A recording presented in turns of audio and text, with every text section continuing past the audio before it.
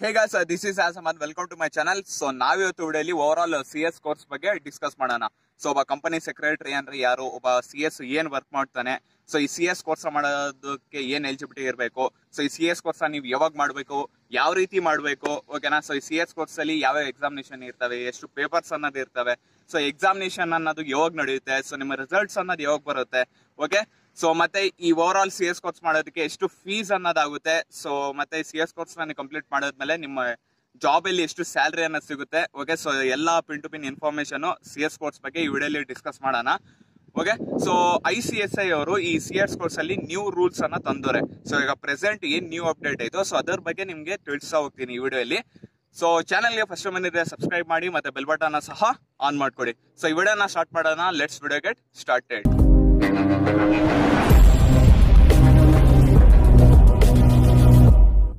So first ನಾವು ಒಬ್ಬ CS ಯಾರು ಅಂತ ನೋಡ್ಕೊಂಡ್ರೆ, ಸೊ ಒಬ್ಬ CS ಕಂಪನಿ ರೆಪ್ರೆಸೆಂಟೇಟಿವ್ ಆಗಿ ವರ್ಕ್ ಮಾಡ್ತಾನೆ. ಫಾರ್ ಎಕ್ಸಾಂಪಲ್, ಇವಾಗ ಕಂಪನಿ ಯಾವ್ದಾನ ಒಂದು ಅಗ್ರಿಮೆಂಟ್ ಇಲ್ಲಾಂದ್ರೆ ಕಾಂಟ್ರಾಕ್ಟ್ ಸೈನ್ ಮಾಡ್ಬೇಕಂತ ಇದ್ರೆ, ಸೊ ಕಂಪನಿನ ಪರವಾಗಿ ಒಬ್ಬ CS ಅದನ್ನ ಸೈನ್ ಮಾಡ್ತಾನೆ, ಓಕೆ. ಸೊ ಮತ್ತೆ ಒಬ್ಬ CS for the corporates legal adviser ಆಗಿ ಸಹ ವರ್ಕ್ ಮಾಡ್ತಾನೆ. ಸೊ ಇವಾಗ ಯಾರನ್ನ ಕಂಪನಿನ ರಿಜಿಸ್ಟರ್ ಮಾಡಿಸ್ಬೇಕಾದ್ರೆ, ಕಂಪನಿನ ಕ್ಲೋಸ್ ಮಾಡಿಸ್ಬೇಕಾದ್ರೆ, ಸೊ ಮತ್ತೆ ಯಾರನ್ನ ಟ್ರೇಡ್ ಮಾರ್ಕ್ ನ ರಿಜಿಸ್ಟರ್ ಮಾಡಿಸ್ಬೇಕಾದ್ರೆ, ಟ್ರೇಡ್ ಮಾರ್ಕ್ ಅಂದ್ರೆ ಇವಾಗ ಮೆಕ್ಡೊನಾಲ್ಡ್ಸ್ M ಅಂತ ಇರುತ್ತೆ ನೋಡಿ ಲೋಗೋ, ಸೊ ಅದನ್ನ ನಾವು ಟ್ರೇಡ್ ಮಾರ್ಕ್ ಅಂತೀವಿ. ಸೊ ಅದನ್ನ ರಿಜಿಸ್ಟರ್ ಮಾಡಿಸ್ಬೇಕಂದ್ರೆ, ಮತ್ತೆ ಯಾರನ್ನ ಬ್ರ್ಯಾಂಡಿಂಗ್ ನ ರಿಜಿಸ್ಟರ್ ಮಾಡಿಸ್ಬೇಕಂದ್ರೆ, ಸೊ ಒಬ್ಬ CS ಹತ್ರನೇ ಬರಬೇಕು. ಸೊ ಮತ್ತೆ ಯಾವನ ಕಂಪನೀಸ್ ಮರ್ಜ್ ಆಗ್ಬೇಕಂತ ಇದ್ರು ಸಹ ಒಬ್ಬ CS ಹತ್ರನೇ ಬರಬೇಕು.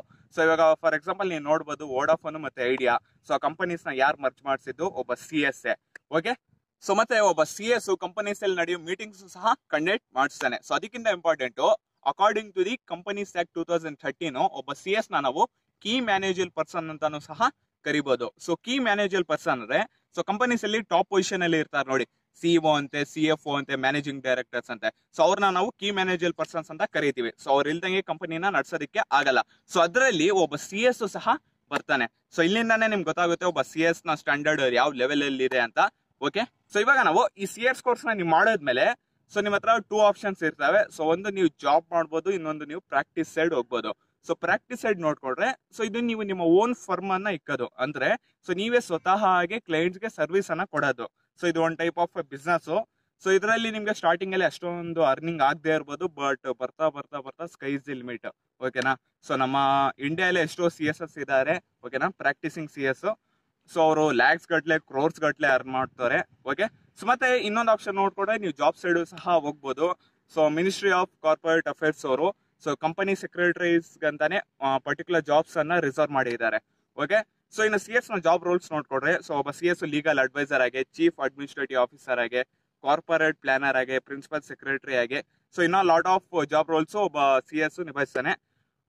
ಮತ್ತೆ ನೀವು ಆವರೇಜ್ ಸ್ಯಾಲರಿ ಕೇಳ್ಬೋದು ಒಬ್ಬ CS ಗೆ ಎಷ್ಟು ಇರ್ಬೋದು ಅಂತ. ಸೊ ಒಬ್ಬ CS ಗೆ ಆವರೇಜ್ ಸ್ಯಾಲರಿ ಬಂದು ಫ್ರಮ್ 5 lakhs ಇಂದ 9 lakhs ಪರ್ ಆ್ಯನಮ್ ಇರುತ್ತೆ, ಓಕೆನಾ. ಸೊ ನೀವು ಫಸ್ಟ್ ಅಟೆಂಪ್ಟ್ ಅಲ್ಲೇ ಪಾಸ್ ಮಾಡ್ಕೊಂಡ್ರೆ, ಸೊ ನಿಮಗೆ 5 lakhs ಇಂದ 9 lakhs ಪರ್ ಆ್ಯನಮ್ ಸ್ಯಾಲರಿ ಅನ್ನೋದು ಸಿಗುತ್ತೆ. ಸೊ ಅದೇ ನಿಮ್ಮ ರ್ಯಾಂಕಿಂಗ್ ಚೆನ್ನಾಗಿದ್ದು, ನಿಮ್ಮ ಪರ್ಫಾರ್ಮೆನ್ಸ್ ಚೆನ್ನಾಗಿದ್ರೆ, ಸೊ ನಿಮ್ಗೆ ಹೈಯೆಸ್ಟ್ ಸ್ಯಾಲರಿ ಪ್ಯಾಕೇಜ್ ಅನ್ನೋದು ಸಿಗುತ್ತೆ. ಸೊ ನಿಮ್ಮ ಸ್ಯಾಲರಿ ಕಮ್ಮಿನೇ ಇರಲಿ ಸ್ಟಾರ್ಟಿಂಗ್ ಅಲ್ಲಿ, ಬಟ್ ಬರ್ತಾ ಬರ್ತಾ ನಿಮ್ಮ ಎಕ್ಸ್ಪೀರಿಯನ್ಸ್ ಆಗ್ತಾ ಆಗ್ತಾ ನಿಮ್ಮ ಸ್ಯಾಲರಿ ಅನ್ನೋದು ಇನ್ಕ್ರೀಸ್ ಆಗ್ತಾನೆ ಹೋಗುತ್ತೆ. So okay. ಸೊ ಇನ್ನ ನೀವು ಕೇಳ್ಬೋದು, ಈ CS ಕೋರ್ಸ್ಗೆ ಸ್ಕೋಪ್ ಇದಾ ಅಂತ, ಓಕೆನಾ. ಸೊ ಒಂದ್ಸತಿ ನೀವು ಗೂಗಲ್ ಅಲ್ಲಿ ಹೋಗಿ ಸರ್ಚ್ ಮಾಡಿ number of companies in India ಅಂತ. ಸೊ ನಿಮ್ ಮುಂದೆ ರಿಸಲ್ಟ್ಸ್ ಬರುತ್ತೆ. 1.26 ಮಿಲಿಯನ್ ಕಂಪನೀಸ್ ಅನ್ನೋದು ನಮ್ಮ ಇಂಡಿಯಾದಲ್ಲಿ ಇದಾವೆ. ಸೊ ಮತ್ತೆ ಇನ್ನೊಂದ್ಸತಿ ನೀವು ಸರ್ಚ್ ಮಾಡಿ number of company secretaries in India ಅಂತ. ಸೊ ಓನ್ಲಿ 62,000 ಕಂಪನಿ ಸೆಕ್ರೆಟರೀಸ್ ನಮ್ಮ ಇಂಡಿಯಾದಲ್ಲಿ ಇದ್ದಾರೆ. ಸೊ ಇಲ್ಲೇ ನಿಮ್ಗೆ ಗೊತ್ತಾಗುತ್ತೆ ಒಬ್ಬ ಕಂಪನಿ ಸೆಕ್ರೆಟರಿಗೆ ಎಷ್ಟು ಡಿಮ್ಯಾಂಡ್ ಅನ್ನೋದು, ನೀಡ್ ಅನ್ನೋದು ಇದೆ ಅಂತ.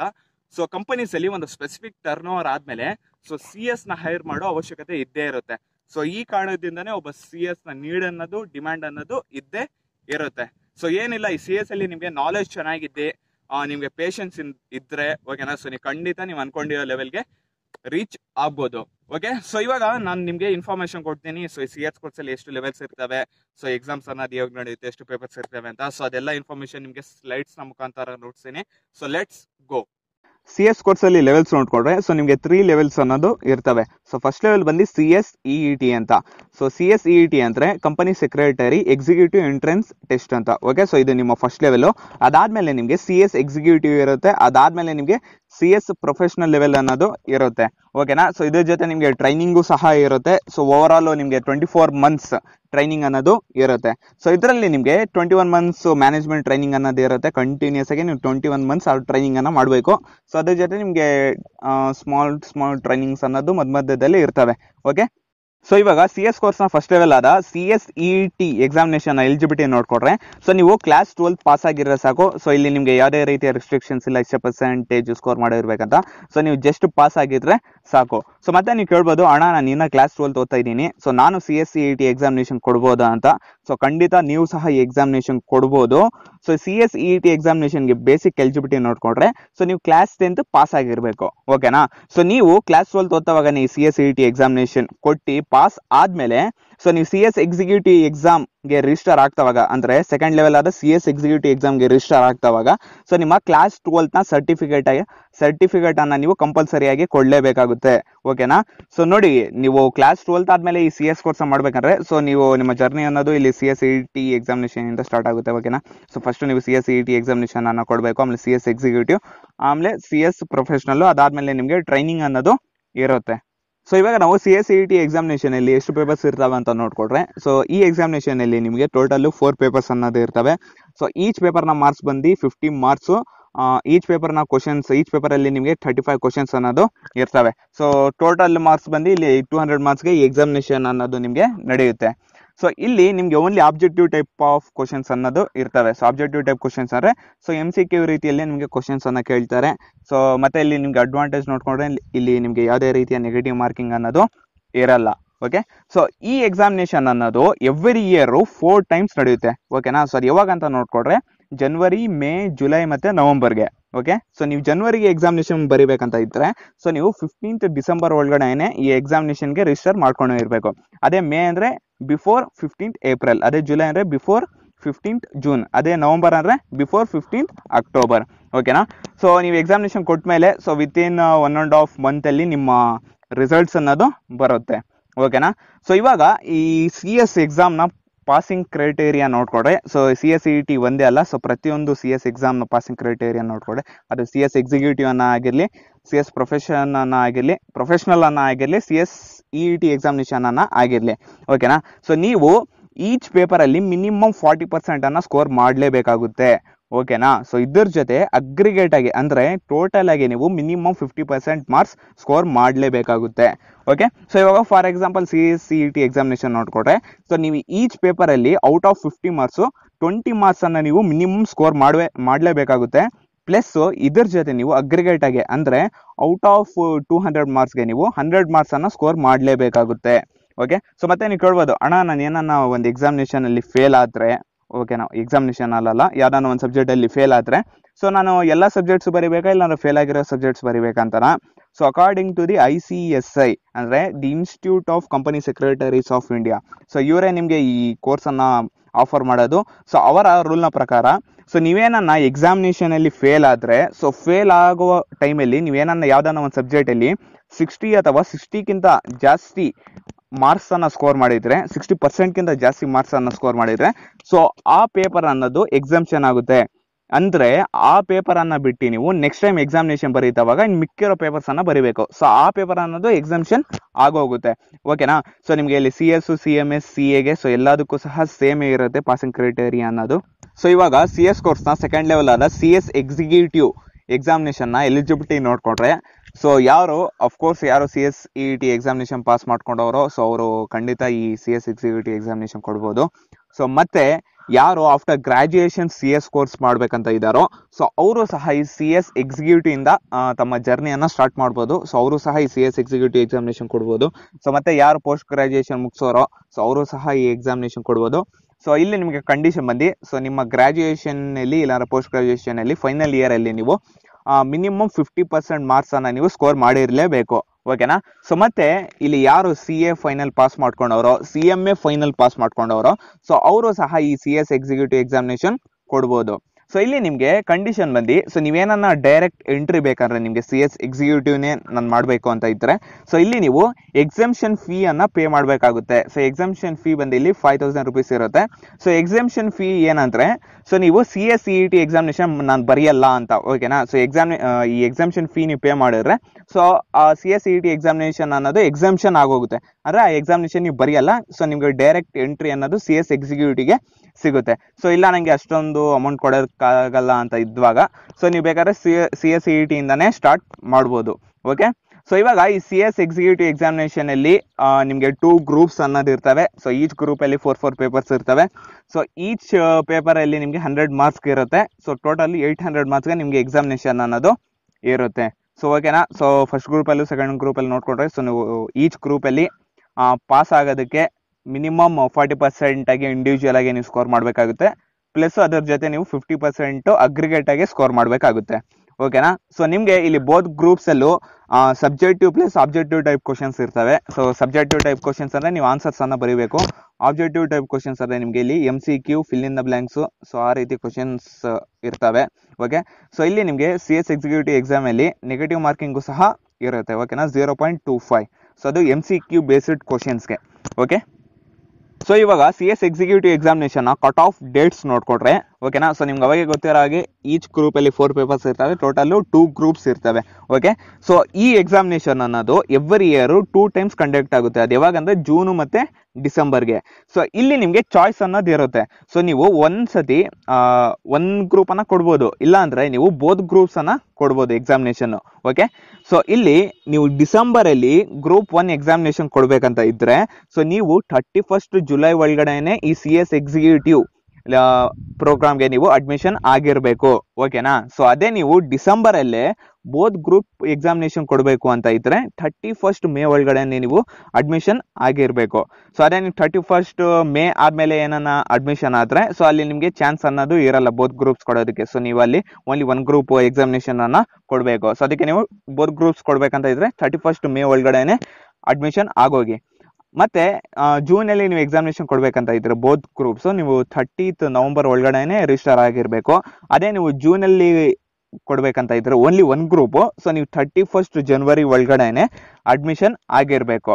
ಓಕೆ, ಸೊ ಇನ್ನೊಂದು, ನೀವು ಈ CS ಎಕ್ಸಿಕ್ಯೂಟಿವ್ ಪ್ರೋಗ್ರಾಮ್ಗೆ ಅಡ್ಮಿಷನ್ ಆದ್ಮೇಲೆ ಸೊ ನಿಮಗೆ ODOP ಅಂದ್ರೆ 1 ಡೇ ಓರಿಯಂಟೇಷನ್ ಪ್ರೋಗ್ರಾಮ್ ಅನ್ನೋದು ಇರುತ್ತೆ. ಓಕೆನಾ. ಸೊ ಇದು ನೀವು ಕಂಪಲ್ಸರಿ ಆಗಿ ಮಾಡ್ಲೇಬೇಕಾಗುತ್ತೆ. ಸೊ ಈ ಪ್ರೋಗ್ರಾಮ್ ಅಲ್ಲಿ ನಿಮಗೆ ಇದೆ, ನಾನು ಇವಾಗ ಹೇಳ್ತಾ ಇದೀನಿ ಅಲ್ಲ, ಎಷ್ಟು ಗ್ರೂಪ್ಸ್ ಇರ್ತವೆ, ಯಾವ್ಯಾವ ಪೇಪರ್ಸ್ ಇರ್ತವೆ ಅಂತ. ಸೊ ಇದ್ರ ಬಗ್ಗೆ ನಿಮಗೆ ಡೀಪ್ ನಾಲೆಜ್ ಅನ್ನ ಕೊಡ್ತಾರೆ. ಓಕೆ, ಸೊ ಇನ್ನೊಂದು ಇಂಪಾರ್ಟೆಂಟ್, ಸೊ ನಿಮ್ಮ CS ಎಕ್ಸಿಕ್ಯೂಟಿವ್ ಎಕ್ಸಾಮ್ ನಡೆಯುತ್ತಲ್ಲ ಜೂನ್ ಮತ್ತೆ ಡಿಸೆಂಬರ್ಗೆ, ಸೊ ಆ ಎಕ್ಸಾಮಿನೇಷನ್ ನೀವು ಬರೆಯೋದಕ್ಕಿಂತ ಮುಂಚೆ ಪ್ರೀ ಎಕ್ಸಾಮ್ ಟೆಸ್ಟ್ ಅನ್ನ ನೀವು ಕೊಡ್ಲೇಬೇಕಾಗುತ್ತೆ.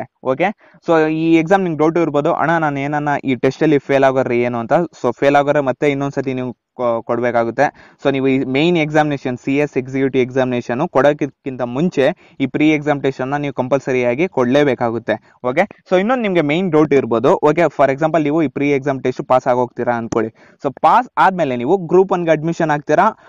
ಗ್ರೂಪ್ 1 ಎಕ್ಸಾಮಿನೇಷನ್ ಅಲ್ಲಿ ನೀವು ಅಕಸ್ಮಾತ್ ಏನನ್ನ ಫೇಲ್ ಆಗೋಗ್ತೀರಾ ಅನ್ಕೊಳ್ಳಿ. ಸೊ ಅವಾಗ ನಿಮ್ಗೆ ಡೌಟ್ ಇರ್ಬೋದು, ಮತ್ತೆ ನಾನು ಈ ಪ್ರೀ ಎಕ್ಸಾಮ್ ಟೆಸ್ಟ್ ಕೊಡ್ಬೇಕಾ ಅಂತ. ಸೊ ಆ ರೀತಿ ಏನಿಲ್ಲ. ಸೊ ನೀವು ಒಂದ್ಸತಿ ಈ ಪ್ರೀ ಎಕ್ಸಾಮ್ ಟೆಸ್ಟ್ ಕೊಟ್ರೆ ಸಾಕು. ಓಕೆ, ಸೊ ಈ ಎಕ್ಸಾಮಿನೇಷನ್ ಅನ್ನೋದು ನಿಮ್ಗೆ ಪ್ರೀ ಎಕ್ಸಾಮ್ ಟೆಸ್ಟ್ ಅನ್ನೋದು ನಿಮ್ಗೆ ಆನ್ಲೈನ್ ನಡೆಯುತ್ತೆ. ಸೊ ನಿಮ್ಮ ICSI ಎಲ್ಲಿ ನೀವು ರಿಜಿಸ್ಟರ್ ಆಗಿರ್ತೀರ ಅಲ್ಲ, ಸೊ ಅಲ್ಲೇ ನಿಮ್ಮ ಪ್ರೊಫೈಲ್ ಅನ್ನೋದು ಬಿಲ್ಡ್ ಆಗಿರುತ್ತೆ. ಸೊ ಅಲ್ಲೇ ನೀವು ಈ ಎಕ್ಸಾಮಿನೇಷನ್ ಅನ್ನ ಕೊಡ್ಬೋದು ಆನ್ಲೈನ್. ಓಕೆ, ಸೊ ನೀವು CS ಎಕ್ಸಿಕ್ಯೂಟಿವ್ ನ ಬೋತ್ ಗ್ರೂಪ್ಸ್ ಅನ್ನ ಪಾಸ್ ಮಾಡ್ಕೊಂಡ್ಮೇಲೆ, ಸೊ ನೀವು CS ಕೋರ್ಸ್ ನ 3rd ಲೆವೆಲ್ ಆದ CS ಪ್ರೊಫೆಷನಲ್ ಗೆ ನೀವು ಹೋಗ್ಬೋದು. ಓಕೆನಾ. ಸೊ ಈ CS ಪ್ರೊಫೆಷನಲ್ ಲೆವೆಲ್ ಅಲ್ಲಿ ಟೋಟಲ್ 3 ಗ್ರೂಪ್ಸ್ ಅನ್ನೋದು ಇರ್ತವೆ. ಸೊ ಈಚ್ ಗ್ರೂಪ್ ಅಲ್ಲಿ 3 ಸಬ್ಜೆಕ್ಟ್ಸ್ ಅನ್ನೋದು ಇರ್ತವೆ. ಟೋಟಲ್ ನಿಮ್ಗೆ 9 ಸಬ್ಜೆಕ್ಟ್ಸ್ ಅನ್ನೋದು ಇರ್ತವೆ. ಓಕೆ, ಸೊ ಇಲ್ಲಿ ಟೋಟಲ್ ಈಚ್ ಗ್ರೂಪ್ ಅಲ್ಲಿ ಟೋಟಲ್ ಮಾರ್ಕ್ಸ್ ನೋಡ್ಕೊಂಡ್ರೆ 300 ಮಾರ್ಕ್ಸ್ಗೆ ನಿಮ್ಗೆ ಎಕ್ಸಾಮಿನೇಷನ್ ಅನ್ನೋದು ನಡೆಯುತ್ತೆ. ಸೊ ಈಚ್ ಸಬ್ಜೆಕ್ಟ್ ಮಾರ್ಕ್ಸ್ ನೋಡ್ಕೊಂಡ್ರೆ 100 ಮಾರ್ಕ್ಸ್ ಇರುತ್ತೆ. ಓಕೆ, ಸೊ ಇಲ್ಲಿ ನೀವು ಪಾಸ್ ಆಗ್ಬೇಕಂದ್ರೆ ಔಟ್ ಆಫ್ 300 ಮಾರ್ಕ್ಸ್ ನೀವು 150 ಮಾರ್ಕ್ಸ್ ಅನ್ನ ನೀವು ಸ್ಕೋರ್ ಮಾಡಬೇಕಾಗುತ್ತೆ ಈಚ್ ಗ್ರೂಪ್ ಅಲ್ಲಿ. ಪ್ಲಸ್ ಇದ್ರ ಜೊತೆ ಇಂಡಿವಿಜುವಲ್ ಆಗಿ ನೀವು ಔಟ್ ಆಫ್ 100 ಮಾರ್ಕ್ಸ್ 40 ಮಾರ್ಕ್ಸ್ ಅನ್ನ ನೀವು ಸ್ಕೋರ್ ಮಾಡಲೇಬೇಕಾಗುತ್ತೆ. ಓಕೆ, ಸೊ ಇದು ತುಂಬಾ ದೂರದ ಮಾತು. ಅದಕ್ಕಿಂತ ಇಂಪಾರ್ಟೆಂಟ್ ನಿಮ್ಮ ಫಸ್ಟ್ ನೀವು CS ET ಎಕ್ಸಾಮು ಮತ್ತೆ CS ಎಕ್ಸಿಕ್ಯೂಟಿವ್ ಎಕ್ಸಾಮ್ ಮೇಲೆ ಫೋಕಸ್ ಇರಬೇಕು. Apart from that so training ನೋಡೋದಾದ್ರೆ ಸೊ ಹಿಂದೆ ಟ್ರೈನಿಂಗ್ ಸ್ಟ್ರಕ್ಚರ್ ಅನ್ನೋದು ತುಂಬಾ ಡಿಫ್ರೆಂಟ್ ಇತ್ತು. ಸೊ ಇವಾಗ ಓವರ್ ಆಲ್ ಆಗಿ ಟ್ರೈನಿಂಗ್ ಸ್ಟ್ರಕ್ಚರ್ ಅನ್ನೋದು ಚೇಂಜ್ ಆಗಿದೆ.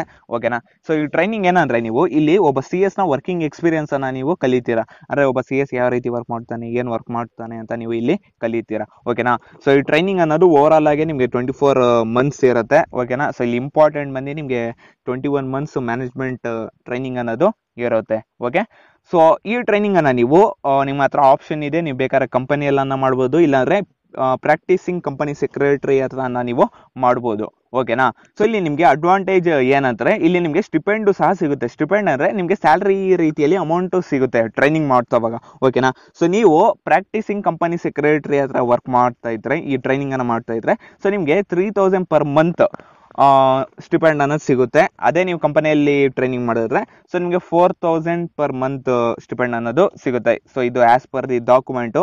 ಸೊ ರಿಯಾಲಿಟಿ ಆಗಿ ಹೇಳ್ಬೇಕಂದ್ರೆ ನಿಮಗೆ 10,000 15,000 30,000 ತನಕನೂ ಸಿಗುತ್ತೆ ಸ್ಟಿಪೆಂಡು. ಸೊ ಅದು ಪ್ರಾಕ್ಟೀಸಿಂಗ್ ಕಂಪನಿ ಸೆಕ್ರೆಟರಿ ಮೇಲೆ ಮತ್ತೆ ಕಂಪನಿ ಮೇಲೆ ಡಿಪೆಂಡ್ ಆಗಿರುತ್ತೆ. ಓಕೆ. ಸೊ ಇವಾಗ ಟ್ರೈನಿಂಗ್ ನ ಯಾವ ರೀತಿ ಮಾಡೋದು ಅಂತ ನೋಡ್ಕೊಂಡ್ರೆ, ಸೊ ನಿಮ್ಮ ಹತ್ರ ಇಲ್ಲಿ ಆಪ್ಷನ್ಸ್ ಇರುತ್ತೆ. ಸೊ ನೀವು ಬೇಕಾದ್ರೆ CS ಎಕ್ಸಿಕ್ಯೂಟಿವ್ ನ ಬೋತ್ ಗ್ರೂಪ್ಸ್ ಅನ್ನ ಪಾಸ್ ಮಾಡ್ಕೊಂಡ್ಮೇಲನ್ನ ಟ್ರೈನಿಂಗ್ ಮಾಡ್ಬೋದು. ಇಲ್ಲ ಅಂದ್ರೆ ನೀವು CS ಪ್ರೊಫೆಷನಲ್ ನ ಬೋತ್ ಗ್ರೂಪ್ಸ್ ಅನ್ನ ಪಾಸ್ ಮಾಡ್ಕೊಂಡ್ಮೇಲನ್ನ ಟ್ರೈನಿಂಗ್ ಮಾಡ್ಬೋದು. ಸೊ ಇದು ನಿಮ್ಮ ಹತ್ರ ಆಪ್ಷನ್ಸ್ ಇರುತ್ತೆ. ಸೊ ನೀವು CS ಎಕ್ಸಿಕ್ಯೂಟಿವ್ ಆದ್ಮೇಲೆ ಟ್ರೈನಿಂಗ್ ಮಾಡ್ಬೇಕಂತ ಇದ್ರೆ, ಸೊ ನೀವು CS ಎಕ್ಸಿಕ್ಯೂಟಿವ್ ನ ಬೋತ್ ಗ್ರೂಪ್ಸ್ ಎಕ್ಸಾಮಿನೇಷನ್ ಪಾಸ್ ಮಾಡ್ಕೊಂಡ್ಮೇಲೆ ಸೊ ನೀವು ಫಸ್ಟ್ ಗೆ EDP ಅಂದ್ರೆ ಎಕ್ಸಿಕ್ಯೂಟಿವ್ ಡೆವಲಪ್ಮೆಂಟ್ ಪ್ರೋಗ್ರಾಮ್. ಓಕೆನಾ. ಸೊ ಇದು ಅರೌಂಡ್ 1 ಮಂತ್ ಇರುತ್ತೆ. ಸೊ ಈ ಪ್ರೋಗ್ರಾಮ್ ಅನ್ನ ನೀವು ಕಂಪ್ಲೀಟ್ ಮಾಡ್ಕೊಬೇಕು. ಸೊ ಇದು ಕಂಪ್ಲೀಟ್ ಆದ್ಮೇಲೆನೆ ಸೊ ನಿಮ್ಮ ಮ್ಯಾನೇಜ್ಮೆಂಟ್ ಟ್ರೈನಿಂಗ್ ಅನ್ನೋದು ಸ್ಟಾರ್ಟ್ ಆಗುತ್ತೆ. ಸೊ ಇದು ಅರೌಂಡ್ 21 ಮಂತ್ಸ್ ಇರುತ್ತೆ ಕಂಟಿನ್ಯೂಸ್ ಆಗಿ. ಸೊ ಈ ಟ್ರೈನಿಂಗ್ ಅನ್ನ ನೀವು ಮಾಡಬೇಕು. ಸೊ ನಿಮ್ಮ ವರ್ಕಿಂಗ್ ಡೇಸ್ ಅಲ್ಲಿ ಮಿನಿಮಮ್ ನೀವು 8 ಅವರ್ಸ್ ವರ್ಕ್ ಮಾಡಬೇಕಾಗುತ್ತೆ. ಓಕೆ. ಸೊ ಈ ಮ್ಯಾನೇಜ್ಮೆಂಟ್ ಟ್ರೈನಿಂಗ್ ಅನ್ನ ನೀವು ಕಂಪ್ಲೀಟ್ ಮಾಡ್ಕೊಂಡ್ಮೇಲೆ ಸೊ ನೀವು ಪ್ರೊಫೆಷನಲ್ ಎಕ್ಸಾಮ್ ಕೊಡ್ಬೋದು. ಓಕೆ. ಸೊ ನಿಮ್ಮ ಹತ್ರ ಇನ್ನೊಂದು ಆಪ್ಷನ್ ಇರುತ್ತೆ. ಸೊ ನೀವು ಬೇಕಾದ್ರೆ CS ಪ್ರೊಫೆಷನಲ್ ಎಕ್ಸಾಮ್ ಆದ್ಮೇಲೆ ಬೋತ್ ಗ್ರೂಪ್ಸ್ ಪಾಸ್ ಮಾಡ್ಕೊಂಡ್ಮೇಲೆ ನೀವು ಮಾಡ್ಬೋದು. ಓಕೆ. ಸೊ ಅದಾದ್ಮೇಲೆ ನೀವು EDP ಅದನ್ನ ಕೊಡಬೇಕು. ಸೊ ಇದು ಮ್ಯಾಂಡೇಟರಿ. ನೀವು ಮ್ಯಾನೇಜ್ಮೆಂಟ್ ಟ್ರೈನಿಂಗ್ ಕೊಡೋಕ್ಕಿಂತ ಮುಂಚೆ ನೀವು EDP ಅನ್ನ ಕಂಪ್ಲೀಟ್ ಮಾಡ್ಕೊಳ್ಳೇಬೇಕಾಗುತ್ತೆ. ಸೊ ಅದಾದ್ಮೇಲೆ ನೀವು ಮ್ಯಾನೇಜ್ಮೆಂಟ್ ಟ್ರೈನಿಂಗ್ಗೆ ಹೋಗ್ಬೋದು. ಓಕೆ. ಸೊ ನನ್ನ ಪ್ರಕಾರ ನೀವು CS ಪ್ರೊಫೆಷನಲ್ ಆದ್ಮೇಲೆ ಟ್ರೈನಿಂಗ್ಗೆ ಹೋಗೋದು ಬೆಸ್ಟ್ ಅನ್ಸುತ್ತೆ. ಓಕೆನಾ. ಸೊ ಅಲ್ಲಿ ನಿಮಗೆ ಅಷ್ಟೊಂದು ಪ್ರೆಷರ್ ಆಗಲ್ಲ. ಸೊ ನೀವು CS ಎಕ್ಸಿಕ್ಯೂಟಿವ್ ಆಪ್ಷನ್ ಇಂದ ಆಗಿರ್ಲಿ, CS ಪ್ರೊಫೆಷನಲ್ ಆಪ್ಷನ್ ಇಂದ ಆಗಿರ್ಲಿ, ಸೊ ನೀವು ಮ್ಯಾನೇಜ್ಮೆಂಟ್ ಟ್ರೈನಿಂಗ್ ಅನ್ನ ಪ್ಲಸ್ ಪ್ರೊಫೆಷನಲ್ ಎಕ್ಸಾಮಿನೇಷನ್ ಅನ್ನ ನೀವು ಕಂಪ್ಲೀಟ್ ಮಾಡ್ಕೊಂಡ್ಮೇಲೆ ಸೊ ನಿಮ್ಗೆ ಇಲ್ಲಿ CLDP ಅಂದ್ರೆ ಕಾರ್ಪೊರೇಟ್ ಲೀಡರ್ಶಿಪ್ ಡೆವಲಪ್ಮೆಂಟ್ ಪ್ರೋಗ್ರಾಮ್ ಅನ್ನೋದು ಇರುತ್ತೆ. ಸೊ ಈ ಪ್ರೋಗ್ರಾಮ್ ಅರೌಂಡ್ 1 ಮಂತ್ ಇಂದ 2 ಮಂತ್ಸ್ ಇರ್ತವೆ. ಸೊ ಈ ಪ್ರೋಗ್ರಾಮ್ ಅನ್ನ ನೀವು ಕಂಪ್ಲೀಟ್ ಮಾಡ್ಕೊಬೇಕು. ಓಕೆ. ಸೊ ಈ ಪ್ರೋಗ್ರಾಮ್ ಅನ್ನ ನೀವು ಕಂಪ್ಲೀಟ್ ಮಾಡ್ಕೊಂಡ್ಮೇಲೆ ಸೊ ನೀವು ICSI ಓಕೆನಾ. ಸೊ ಆ ಇನ್ಸ್ಟಿಟ್ಯೂಟ್ ನ ಮೆಂಬರು ಸಹ ನೀವು ಆಗ್ಬೋದು ಅಪ್ಲೈ ಮಾಡಿ. ಓಕೆ. ಸೊ ನೀವು ಮೆಂಬರ್ ಆದ್ಮೇಲೆ ನಿಮ್ಮ ನೇಮ್ ನ ಮುಂದೆ ಆಸ್ ಎ ಪ್ರಿಫಿಕ್ಸ್ ಆಗಿ CS ಅಂತ ಹಾಕೊಬಹುದು. ಓಕೆ. ಸೊ ಇವಾಗ ಎಕ್ಸಾಮ್ ಟೈಮ್ ಡ್ಯೂರೇಷನ್ ನೋಡ್ಕೊಡ್ರೆ, ಸೊ CS EET ಎಕ್ಸಾಮಿನೇಷನ್ಗೆ ನಿಮಗೆ 2 hours 15 minutes ಟೈಮ್ ಅನ್ನೋದು ಸಿಗುತ್ತೆ. ಸೊ ಆ ಟೈಮ್ ಒಳಗಡೆ ನೀವು 4 ಪೇಪರ್ಸ್ ಅನ್ನ ಸಹ ನೀವು ಕಂಪ್ಲೀಟ್ ಮಾಡ್ಕೊಬೇಕು. ಮತ್ತೆ ಈ CS ಎಕ್ಸಿಕ್ಯೂಟಿವ್ ಮತ್ತೆ CS ಪ್ರೊಫೆಷನಲ್ ಎಕ್ಸಾಮಿನೇಷನ್ ನೋಡ್ಕೊಂಡ್ರೆ ಸೊ ನಿಮಗೆ 3 hours ಸಿಗುತ್ತೆ ಈಚ್ ಪೇಪರ್ಗೆ. ಓಕೆನಾ. ಸೊ ಇವಾಗ ಕೋರ್ಸ್ ಡ್ಯೂರೇಷನ್ ನೋಡ್ಕೊಂಡ್ರೆ, ಸೊ ಯಾರು ಆಫ್ಟರ್ 12th ಈ CS ಕೋರ್ಸ್ ಮಾಡ್ಬೇಕಂತ ಇದ್ದಾರೋ ಸೊ ಅವರು 3 years ಇಂದ 4.5 years ಒಳಗಡೆ ಈ ಕೋರ್ಸ್ ನ ಕಂಪ್ಲೀಟ್ ಮಾಡ್ಕೊಬಹುದು. ಅದು ಫಸ್ಟ್ ಅಟೆಂಪ್ಟ್ ಅಲ್ಲೇ ಅವರು ಕಂಪ್ಲೀಟ್ ಮಾಡ್ಕೊಂಡ್ಬಂತಾರೆ. ಓಕೆ. ಸೊ ಮತ್ತೆ ಯಾರು ಆಫ್ಟರ್ ಗ್ರಾಜುಯೇಷನ್ ಮಾಡ್ಬೇಕಂತ ಇದ್ದಾರೋ ಸೊ ಅವರು 2.5 ಇಂದ 3 years ಒಳಗಡೆ ಈ ಕೋರ್ಸ್ ನ ಕಂಪ್ಲೀಟ್ ಮಾಡ್ಕೊಬಹುದು. ಓಕೆ. ಸೊ ಇವಾಗ ನಾವು ಈ ಓವರ್ ಆಲ್ CS ಕೋರ್ಸ್ ಮಾಡೋದಕ್ಕೆ ಎಷ್ಟು ಕಾಸ್ಟ್ ಆಗುತ್ತೆ ಅಂತ ನೋಡ್ಕೊಂಡ್ರೆ, ಸೊ ಇಲ್ಲಿ ನಿಮಗೆ CS ಸ್ಕ್ರೀನ್ ಮೇಲೆ ನೋಡಬಹುದು. CS EET ಗೆ ನಿಮಗೆ 1000 rupees ಆಗುತ್ತೆ ಫೀ. ಎಕ್ಸಿಕ್ಯೂಟಿವ್ ಗೆ 12,400 rupees, ಪ್ರೊಫೆಷನಲ್ಗೆ 15,600 rupees ಆಗುತ್ತೆ. ಓಕೆನಾ. ಸೊ ಇಲ್ಲಿ ನಿಮಗೆ ವಿತೌಟ್ ಕೋಚಿಂಗು 30,000 ಇಂದ ಮ್ಯಾಕ್ಸಿಮಮ್ ಅಂದ್ರೆ 35,000 ತನಕ ಆಗುತ್ತೆ.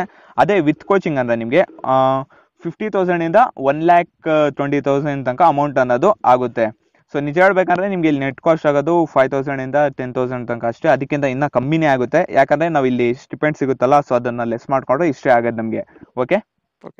ಸೊ ಗೊತ್ತಾಯ್ತಲ್ಲ CS ಕೋರ್ಸ್ ಬಗ್ಗೆ A to Z information. So ನಿಮ್ಗೆ CS ಬಗ್ಗೆ ಯಾವುದೇ ರೀತಿಯ ಡೌಟ್ಸ್ ಇದ್ರೆ ನೀವು ಕಾಮೆಂಟ್ ಮಾಡಿ. ಮತ್ತೆ ಈ ವಿಡಿಯೋನ ನೀವು ನಿಮ್ಮ ಫ್ರೆಂಡ್ ಸರ್ಕಲ್ ಅಲ್ಲಿ ಯಾರು CS ಆಗ್ಬೇಕಂತ ಇದ್ದಾರೋ ಅವ್ರಿಗೂ ಶೇರ್ ಮಾಡಿ, ಅವ್ರಿಗೂ ತುಂಬಾ ಹೆಲ್ಪ್ಫುಲ್ ಆಗುತ್ತೆ. ಓಕೆ. ಸೊ ವಿಡಿಯೋನ ಲೈಕ್ ಮಾಡಿ, ಐ ಥಿಂಕ್ ಸಬ್ಸ್ಕ್ರೈಬ್ ಆಗಿದೆಯಾ ಅನ್ಕೊಂತೀನಿ. ಮತ್ತೆ ಬೆಲ್ ಬಟನ್ ಸಹ ಆನ್ ಮಾಡ್ಕೊಡಿ. ಸೊ ಅಲ್ಲಿವರೆಗೂ see you, bye bye, have a good day. So ಅಲ್ಲಿವರೆಗೂ ಕೀಪ್ ವರ್ಕಿಂಗ್, ಕೀಪ್ ಸ್ಮೈಲಿಂಗ್.